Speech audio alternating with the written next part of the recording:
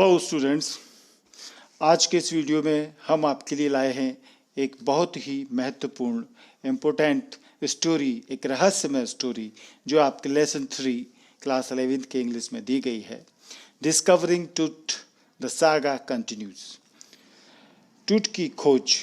Saga माने होती है कथा, जो कि बहुत बड़ी कथा जो चल रही है और कंटिन्यूज है। ये एक ऐसी कथा है, सागा है, जो अभी तक जारी है क्योंकि इसके रहस्य जारी हैं। ये है टूट की कहानी।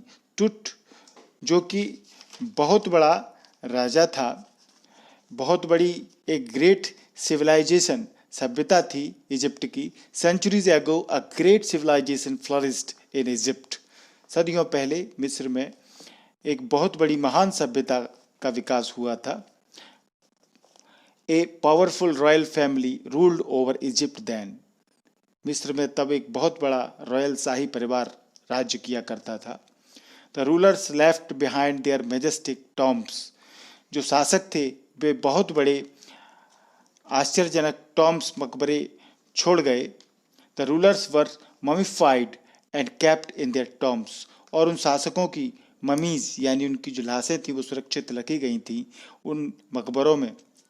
दे बिलीव्ड इन आफ्टर लाइफ। वे ऐसे लोग थे जो विश्वास करते थे कि जीवन मरने के बाद भी होता है। They hoped the rulers would rise again. वे उम्मीद करते थे कि जो राजा मर गए हैं वो दोबारा आएंगे द्वारा से, इसलिए उनको देवता मान करके चला जाता था। टूट was the last ruler of the royal family. टूट जिसकी ये कहानी है, ये उस शाही परिवार का अंतिम राजा था। He died young unexpectedly.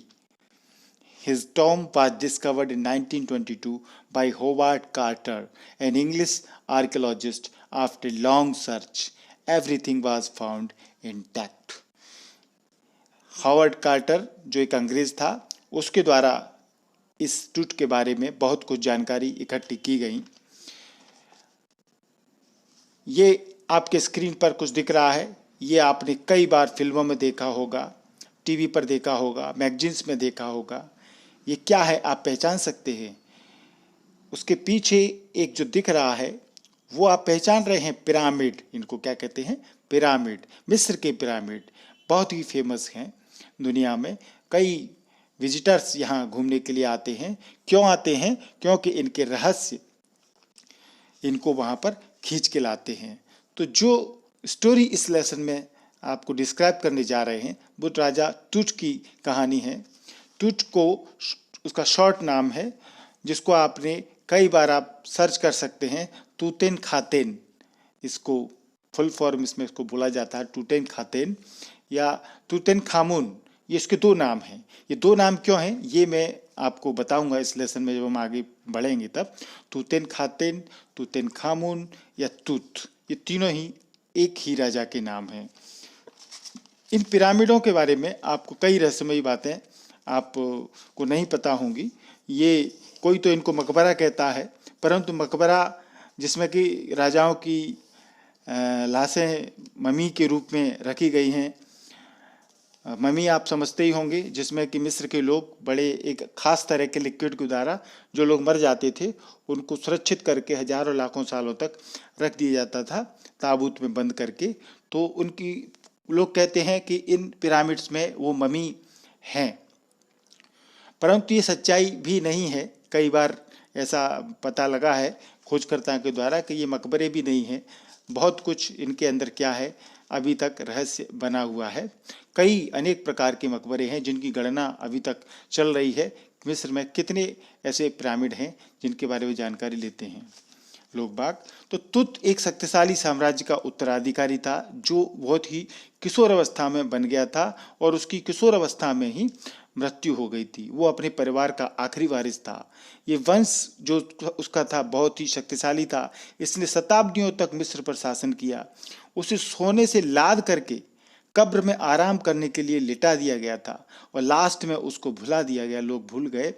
उसके मकबरे की खोज 1922 में हॉवर्ड कार्टर ने की, बहुत सालों की मेहनत के बाद में। ऐसा कहा जाता है कि एक दिन कोई गधे को लेकर के जा रहा था एक लड़का, तो गधे का पैर कहीं उसमें उस जगह पर रेगिस्तान में कहीं धंस गया, तो उसने जाके हॉवर्ड कार्टर को बताया कि ऐसा हुआ। तो हॉवर्ड कार्टर ने वहाँ खुदाई की, तब उसको पता लगा कि यहाँ पर टूट का मकबरा है। और जब उसने खोजा, अंदर खुदाई की अपने कर्मचारियों के साथ में, तो वो बात सच थी। बहुत सारा खजाना सोने का उसके साथ में लदा हुआ था। तूतेनखातेन को बहुत ही शाही और धनवान माना जाता है।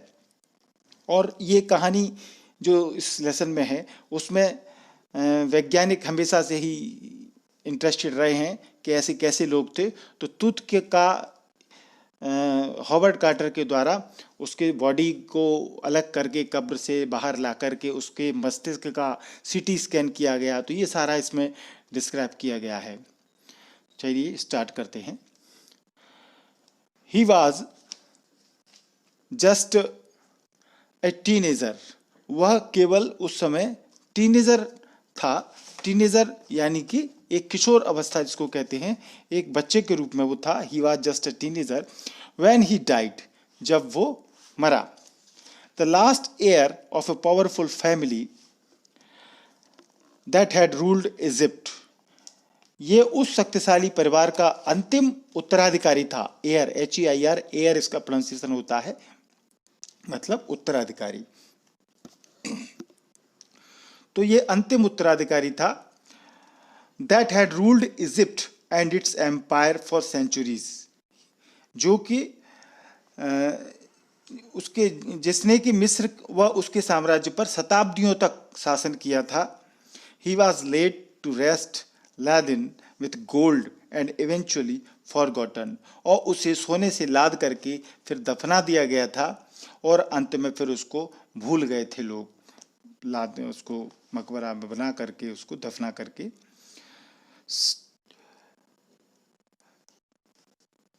Since the discovery of his tomb in 1922, the modern world has speculated about what happened to him, with murder being the most extreme possibility.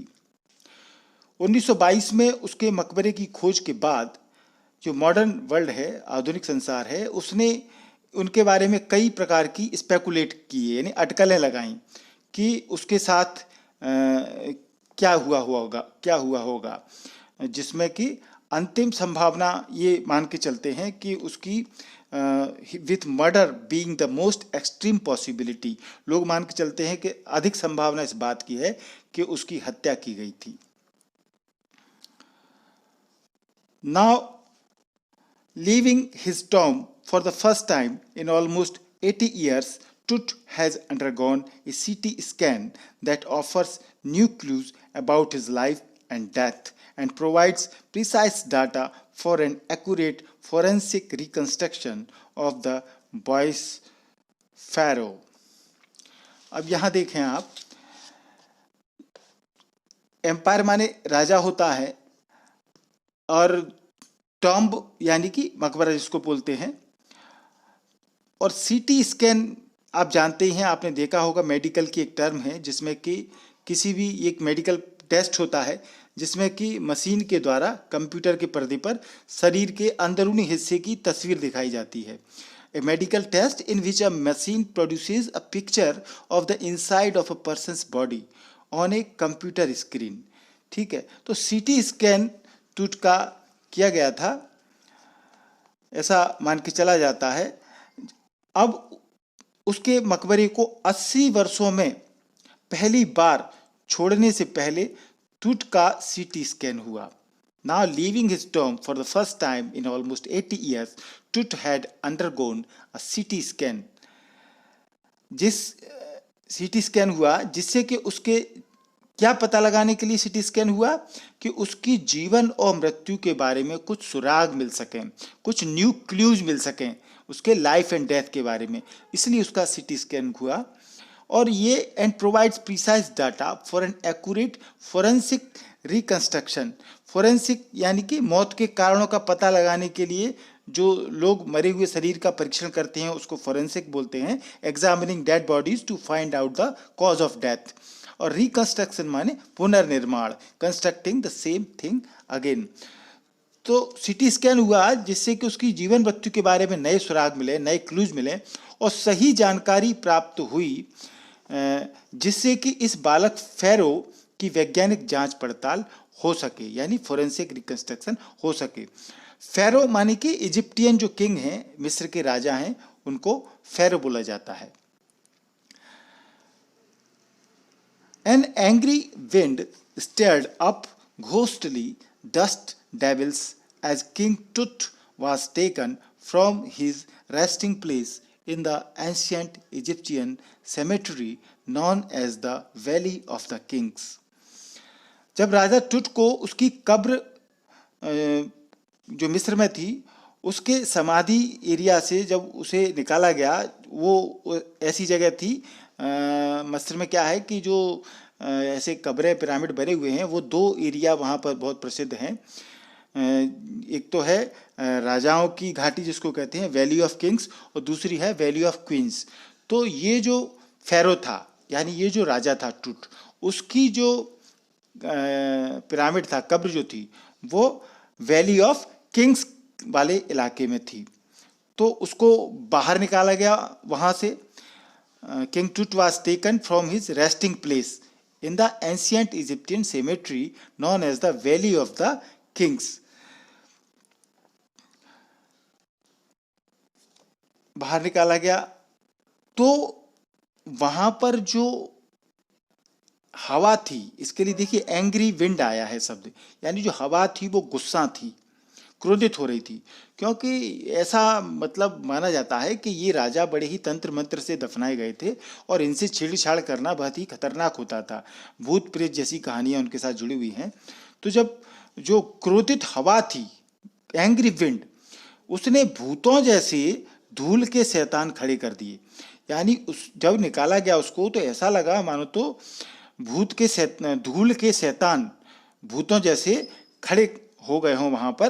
Ghostly dust devil, यहाँ जो शब्द आया है घोस्टली, घोस्ट माने होता है भूत और डस्ट माने धूल, तो भूतों के धूल के भूत राक्षस शैतान वहां खड़े कर दिए उस गुस्से ने हवा में। Dark bellied clouds had scud across the desert sky all day and now were revealing the stars in cascade gray. Dust devils यानी जो भूतों जैसे भयानक रेत की आकृतियां हैं, और सेमेट्री जो शब्द आया है यहाँ पर CEMETERY, ये कब्रिस्तान को बोलते हैं, the place where dead bodies are buried. तो वो जो सेमेट्री थी कब्रिस्तान की, और डार्क बैलिड, ये शब्द आप जरा ध्यान से देखें, एडजेक्टिव इस्तेमाल हुआ है यहाँ पर। इसका मतलब है काले और गहरे फैले हुए बादल जो हैं, डार्क एंड बल्गिंग जो बादल हैं काले, और बैलिड माने तोंद भी होती है, यानी बड़े बड़े भारी बादल थे तोंद वाले। तो काले तोंद वाले ऐसे जो बादल दिन भर तेजी से उड़ रहे थे। स्कड एक्रॉस जो हमने रेड से बताया है, इसका मतलब है आसमान में तेजी से गुजरते हुए जो बादल होते हैं, जो तेजी से इधर उधर जाते हैं। Clouds moved quickly across the sky, तो उनके लिए शब्द आया है स्कड एक्रॉस। तो जो काले घने बादल थे जो इधर उधर वहां पर चल रहे थे, और वेलिंग माने कवरिंग, ढके हुए, और कास्केट ग्रे जो हमने ब्लू से किया है, मुख्य वर्ड हैं इनके बारे में। तो ये कास्केट ग्रे माने होता है एक भूरे रंग का संदूक, ग्रे कलर्ड बॉक्स उसको बोलते हैं। तो काले तोंद वाले बादल दिन भर तेजी से उड़ रहे थे, और अब तारों को उस कास्केट ग्रे, उस भूरे रंग के संदूक में उन्होंने अब छिपा लिया था। इट वॉज 6 PM ऑन 5 जनवरी 2005। ये 5 जनवरी 2005 की बात है, 6 बजे, शाम के 6 बजे की। The world's most famous mummy glided head first into a CT scanner brought here to prove the lingering medical mysteries of this little understood young ruler who died more than 3,300 years ago. तो 5 जनवरी 2005 को 6 बजे संसार को सबसे ये प्रसिद्ध जो mummy थी, उसके सिर की ओर से CT स्कैनर में धीरे धीरे वो अंदर गई। ये इस स्कैनर को, इस युवा शासक को जो कि 3300 साल पहले मरा था, उसके संबंधित कुछ चिरकालिक रहस्यों की जांच पड़ताल करने के लिए यहाँ पर लाया गया था। ग्लिडेड माने होता है मूव्ड, माने चली गई, हिलना। और स्कैनर तो आप जानते हैं जो परीक्षण करने वाली मशीन होती है। प्रोब माने परीक्षण करना, जांच पड़ताल करना। लिंगरिंग यानी होता है लंबे समय से लटकी हुई, क्योंकि ये लंबे समय से दफन थी, ये 3300 साल पहले से थी। तो hanging for a long time, lingering माने ये होता है। मिस्ट्रीज माने रहस्य। तो 3300 वर्ष पूर्व जो मर गया था युवा शासक, ये उसके संबंध में उसके रहस्यों की जांच पड़ताल के लिए उसको स्कैनर में लाया गया था। All afternoon the usual time of tourists from around the world had descended into the cramped rock-cut tomb some 26 feet underground to pay their respect.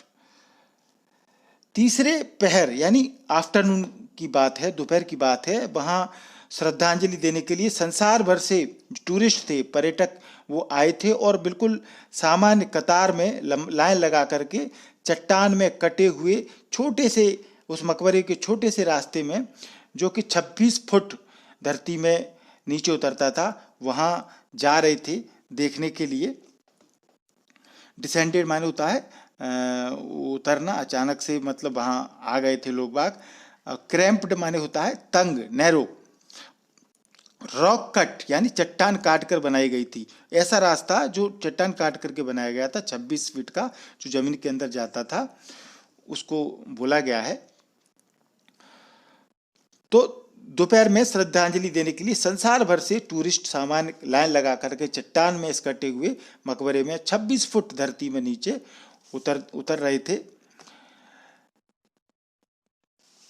They gazed at the murals on the walls of the burial chamber and peered at Tut's gilded face, the most striking feature of his mummy-shaped outer coffin lid. अब यहाँ कुछ शब्दों को आप समझ लें। Gazed माने होता है घूर के देखना। तो जो यात्री थे वो घूर के देख रहे थे। क्या क्या देख रहे थे? मुरल्स यहाँ शब्द आया है। मुरल माने होता है भित्त चित्र, जो दीवार पर उगरे हुए रहते हैं, बहुत सालों पुराने दीवार पर जो चित्र छप जाते हैं, वृत्त चित्र या भित्त चित्र जिनको बोलते हैं, वो उनको घूर रहे थे। मुरल्स माने वो होता है। और बरियल चैम्बर माने कि जो कब्र का कमरा था, उसको बरियल चैम्बर बोला गया है, ग्रेव रूम। ठीक है। और पियर्ड माने क्लोजली, ध्यान से देखना। और गिल्डेड यानी गिल्डेड माने जो दैट टूट्स गिल्डेड फेस, क्योंकि टूट का जो चेहरा था वो सोने से ढका हुआ था, सोने से चढ़ा हुआ था। उसके जो बॉडी थी, आप इमेजिन कर सकते हैं, उसकी बॉडी को सुरक्षित रखा गया था, परंतु उसके ऊपर सोने का पूरा लेप था और उसके चेहरे पर सोने का नकाब था, जो अभी तक हम आपको पिक्चर के द्वारा स्लाइडों में दिखा चुके हैं। तो उस तरह का चेहरा पर उसके सोने का नकाब था। तो 26 फीट जब वो नीचे उतरे टूरिस्ट, तो वे उस कब्र के जो भित्ति चित्र थे, मुरल्स, उनको देखते रहे। और क्या देख रहे थे? टूट के सोने के बने चेहरे को भी वो देख रहे थे, यानी गेज, घूर रहे थे, देख रहे थे, जो मम्मी के नक्शों से आश्चर्यजनक ढंग से मिलता जुलता था। ठीक है। The most striking feature of his mummy shaped outer coffin lid. Feature माने लक्षण जो होते हैं, और कॉफिन माने सब पेटी, जो उसको सब रखा हुआ था, उसका जो पेटी थी उसको कॉफिन बोला जाता है। The box in which dead body is kept. और लिड माने होता है ढक्कन, और जो कफन का ढक्कन था वो लिड है। ठीक है। तो कब्र के भित्ति चित्रों को देख रहे थे, टूट के सोने के बने चेहरे को वो देख रहे थे, और वे मम्मी के नक्शों से आश्चर्यजनक ढंग से जो मिलता जुलता था, और ताबूत का जो बाहरी ढक्कन था जिस पर बना हुआ था, उसको वो देख रहे थे।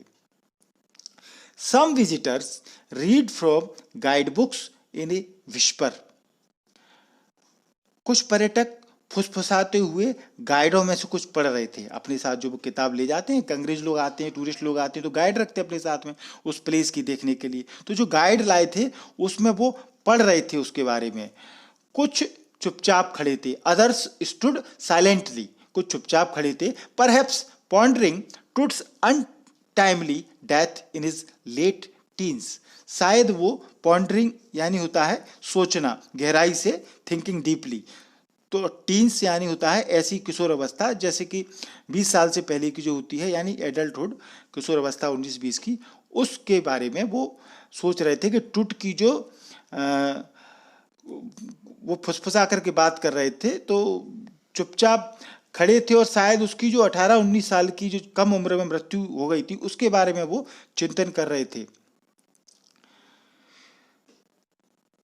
अनटाइमली डेथ, क्योंकि समय से पहले जो मौत हो जाती है, अकाल मृत्यु जिसको हम बोलते हैं, जो 19-20 में मर जाता है आदमी उसको बोलते हैं, तो अनटाइमली डेथ के बारे में वो सोच रहे थे। सब जो यात्री आए थे वहां देख रहे थे। ऑफ वंडरिंग विद अ शिवर, और वो कांप भी रहे थे, सोच करके कांप उठते थे। If the pharaoh's curse death or misfortune falling upon those who disturbed him was really true. अब वो डर क्यों रहे थे, कांप क्यों रहे थे कि क्या फेरो का जो शाप था, फेरो माने जो राजा था, इस फेरो का जो शाप था, श्राप जिसको बोलते हैं, वास्तव में सच हो सकता है, क्योंकि इसके साथ में एक श्राप लगा हुआ था, वो हम आपको बताएंगे। अर्थात उन लोगों की जो उस श्राप ये था कि उन लोगों की जो उसकी राजा की फेरो की शांति भंग करेंगे उनकी मृत्यु हो सकती है या उन पर मुसीबत आ सकती है। Death or misfortune falling upon those who disturb him was really true. वो सोच रहे थे कि उसके साथ में जो श्राप लगा हुआ है कि जो राजा लेटा हुआ शांति से उसको कोई भी डिस्टर्ब करेगा तो उसकी अकाल मृत्यु हो जाएगी या वो मुसीबत में पड़ जाएगा, कैसे भी करके मर जाएगा, ये श्राप लगा हुआ था। तो वो सोच रहे थे कि क्या ये श्राप यदि सच हुआ तो हम जो आए हैं यहाँ इसको डिस्टर्ब करने, हमारे साथ तो कुछ नहीं हो जाएगा। तो ये डर से वो कांप भी रहे थे, देख भी रहे थे, कभी उसके मुखौटे को घूर रहे थे, कभी दीवार के चित्रों को देख रहे थे। तो ऐसा एक माहौल उस कब्र के कमरे में बना हुआ था। The mummy is in very bad condition because of what Carter did in the 1920s, said Zahi Hawass, secretary general of Egypt supreme council of antiquities. अब जो एक जाही हवास हैं जो कि मिस्र के जो पुरानी चीज़ें होती हैं, पुरातत्व वस्तुएं, उनकी उच्चतम परिषद के महासचिव हैं जाही हवास, उन्होंने ये बात कही थी जो इन्वर्टेड कोमा में दी है, the mummy is in very bad condition. और जो ममी है वो बिल्कुल खस्ता हालत में है, क्योंकि because of what Carter did in 1920s, क्योंकि जो हावर्ड कार्टर था जो अंग्रेज था जिसने कि इसकी खोज की थी, वो मानते थे कि 1920 में उसके साथ कुछ ऐसा किया कार्टर ने कि उसकी हालत खस्ता हो गई थी। ऐसा मिस्र के जाही हवास जो हैं वो कहते हैं। जब उसको वो भी वहाँ टूरिस्ट में साथ थे, तो वो जब उसको देख रहे थे तो उनके शब्द थे ये जो उनके मुंह से निकले थे। मतलब काफ़ी देर बाद सोच करके, as he leaned over the body for long first look, leaned माने झुकना, जब उन्होंने बॉडी को पहले लुक, फर्स्ट लुक उन्होंने देखा, बड़े ध्यान से देखा, तब उनके मुंह से ये बात निकली थी। कार्टर होवार्ड कार्टर, कार्टर जिसका कि पूरा नाम है Howard Carter, that is was the British archaeologist who in 1922 discovered Toots tomb after years of futile searching। Carter जो है, जिसको हावर्ड कार्टर बोलते हैं, ये अंग्रेज पुरातत्व व्यक्ति था, अंग्रेज पुरातत्वज्ञ था ये, जिसने वर्षों तक अपने फ्यूटाइल यानी निष्फल जो प्रयास काफ़ी सालों तक वो करता रहा। उसके बाद 1922 में टूट का मकबरा उसने खोजा था, तथा इट्स कंटेंट्स, उसमें जो चीज़ें रखी हुई थी, दो हेस्टिली रेंसेक्ड इन एंटिक्विटी वर सरप्राइजिंगली कंप्लीट। उसके भीतर की जो सामग्री थी, यद्यपि वो जो पुरानी वस्तुओं की खोज में जल्दबाजी में छान ली गई थी, फिर भी आश्चर्यजनक ढंग से अभी भी वो चीज़ें जो रखी हुई थी वो पूर्ण थी। एंटिक्विटीज माने होती हैं जो प्राचीन वस्तुएं होती हैं, वो वहाँ जैसी थी वैसी वहाँ रखी हुई थी। कुछ थोड़ा बहुत नुकसान हुआ था क्योंकि जब उसको खोजा गया था तो एक ऐसी प्रोसेस थी, जब पहली बार कोई चीज़ खोजी जाती है, आप सोच सकते हैं कि 3,500 4,000 साल बाद तो कुछ उसको, जब उसके बारे में कोई पहली बार जिसने देखा है वो कुछ करता है तो टूट फूट या फिर झाड़ झंकाड़ कुछ छन जाता है, ऐसी कुछ बातें हो जाती हैं। तो ऐसा वहाँ पर कुछ दिख रहा था। आर्कियोलॉजिस्ट माने आप समझते हैं पुरातत्वज्ञ, यानी a scientist who studies ancient remains useless, जो पुरानी चीज़ें यूजलेस हो गई हैं, ऐतिहासिक ऐसी चीज़ों का जो अध्ययन करते हैं वो लोग आर्कियोलॉजिस्ट होते हैं। और यहाँ पर रेंसेक्ड जो वर्ड आया है उसका मतलब है हेस्टिली, यानी जल्दी में लूट लिया गया, ऐसी कुछ इसका अर्थ है यहाँ पर।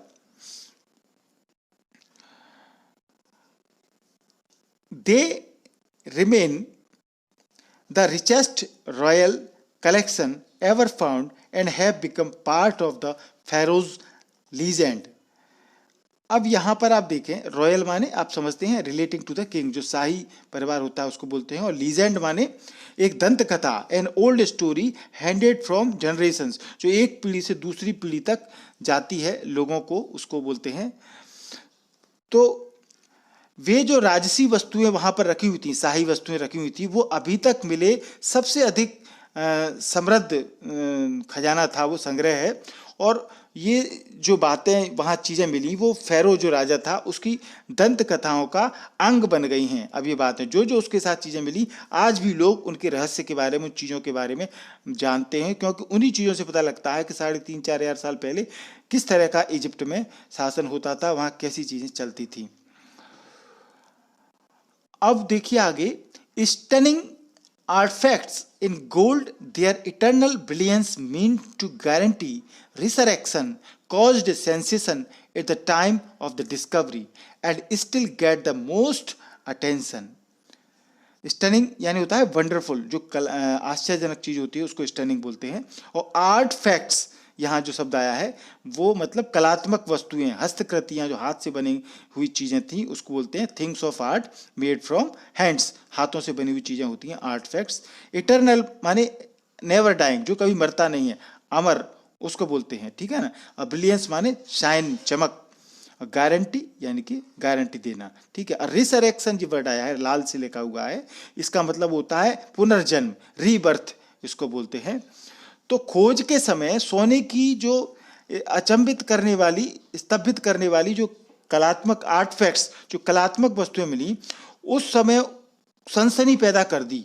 सब लोग आश्चर्य में पड़ गए थे, स्टनिंग थी वो ये सब चीज़ें, और वो सबका ध्यान आकर्षित करती थी, आज भी सबका ध्यान आकर्षित करती हैं ये चीज़ें।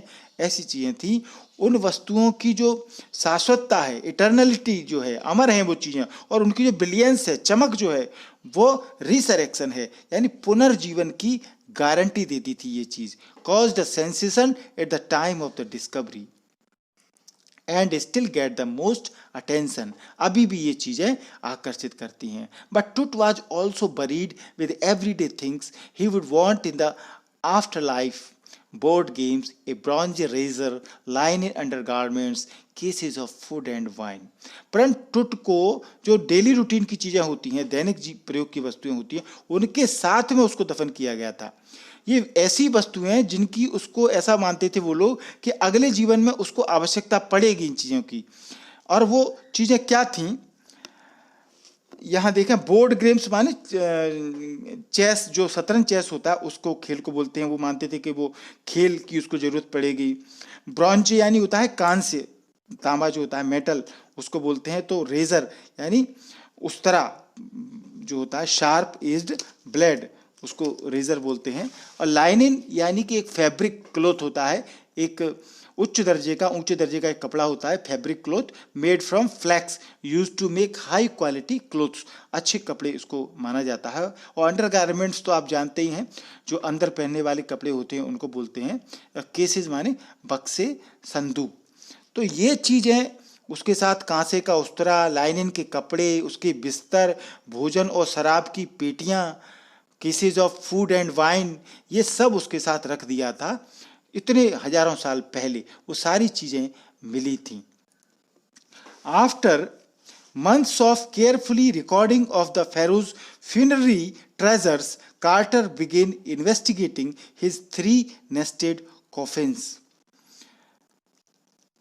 अब देखिए, ये फेरो की दफन की जो दौलत थी उसको महीनों तक ध्यानपूर्वक उसको लिपिबद्ध किया गया था, यानी कि उसको रिकॉर्ड किया गया था। रिकॉर्डिंग माने लिपिबद्ध करना, सूची बनाना। उसके पश्चात जो कार्टर था उसने उसके 3 कवच जिनमें को रखा हुआ था, 3 कवचों में रखे उसके ताबूत को जांच करना उसने शुरू किया। फ्यूनररी ट्रेजर्स, यानी फ्यूनररी माने होता है दफन दाह संस्कार संबंधी जो चीज़ें होती हैं, और ट्रेजर माने खजाना होता है। तो उसने रिकॉर्ड करना शुरू किया क्या क्या चीज़ें उसके साथ में मिली थी। और नेस्टेड माने एक दूसरे के ऊपर अंदर बक्से जो एक के भीतर एक रख दिए जाते हैं। तो उसमें जो कब्र मिली थी वो एक के भीतर एक, इस तरीके के 3 बक्से थे। और कॉफिन्स माने तो ताबूत जो होता है, ताबूत को बोलते हैं। Boxes in which dead bodies are kept, जिनमें कि डेड बॉडी को रखा जाता है। तो कार्टर ने इन्वेस्टिगेशन शुरू की इन कॉफिन्स की। ओपनिंग द फर्स्ट, पहला जब उसने बक्सा खोला, he found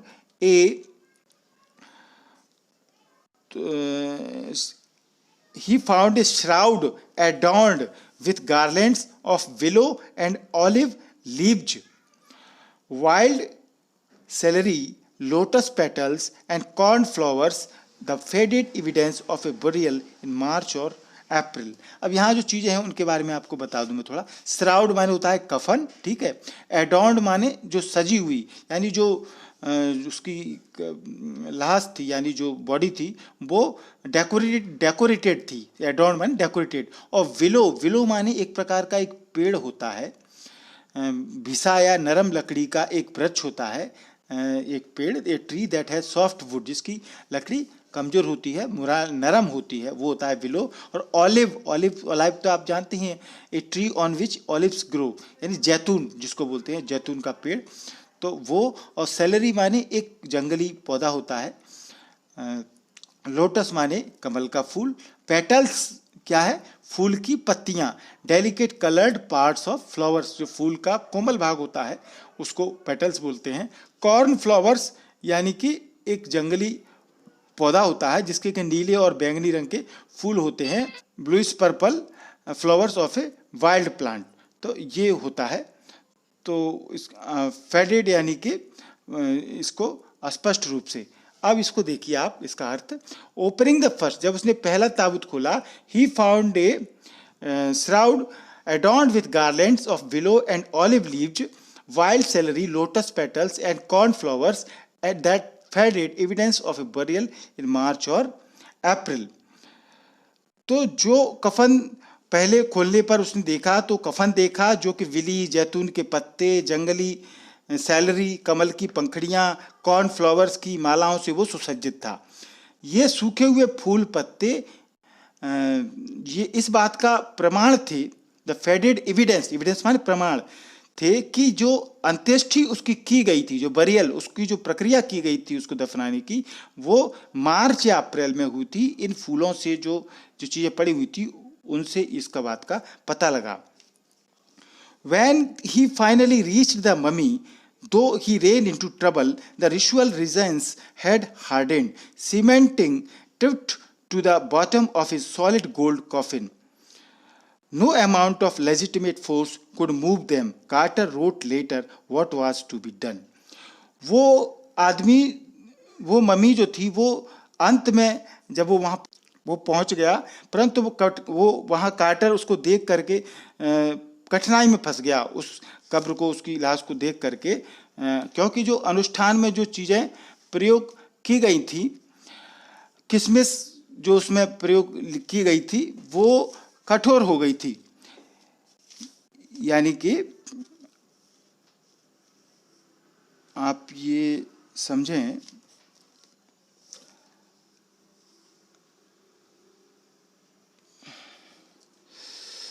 to the bottom of a solid gold, यानी सोने की उसकी जो तला था वो बिल्कुल सॉलिड सोने का था।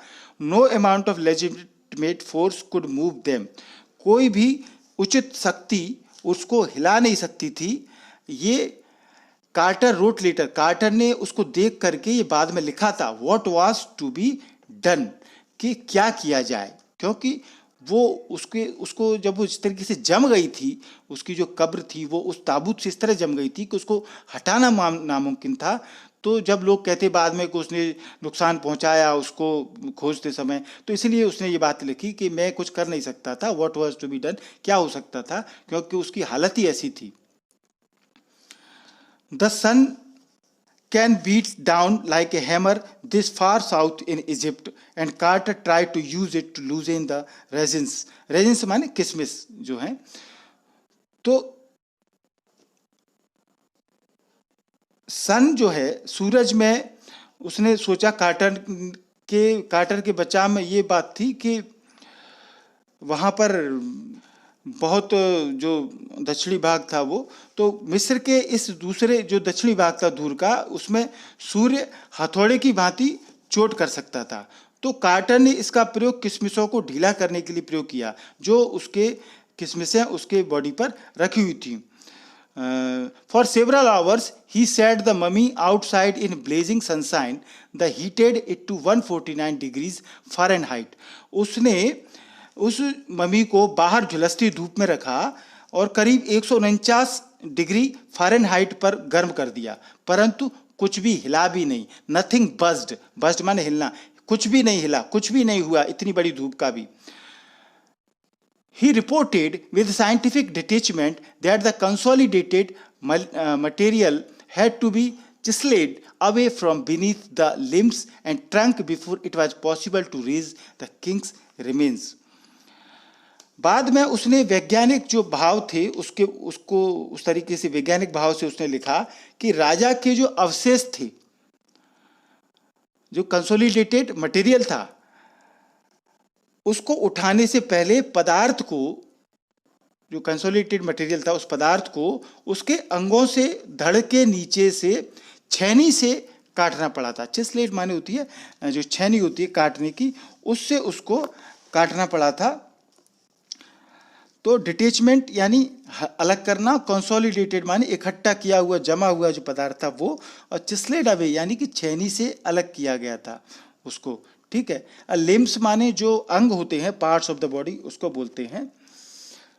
तो ऐसा उसने प्रयोग किया धूप में ला करके, ताकि वो जम गई थी बॉडी लिक्विड के साथ में, वो उसको छुड़ा सके, परंतु कुछ भी नहीं हुआ। सूर्य की रोशनी के टेम्परेचर का भी कोई फर्क उस पर नहीं पड़ा। अब देखें आगे।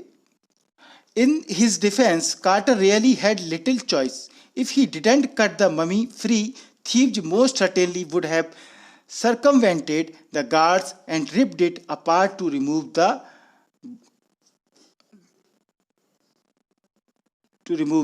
gold.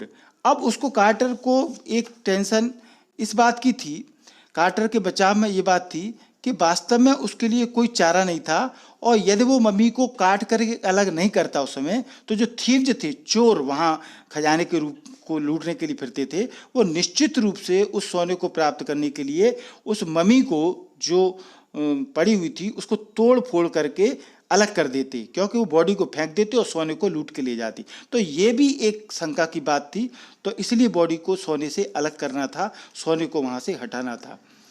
तो टूट जो है, in Tut's time the royals were fabulously wealthy.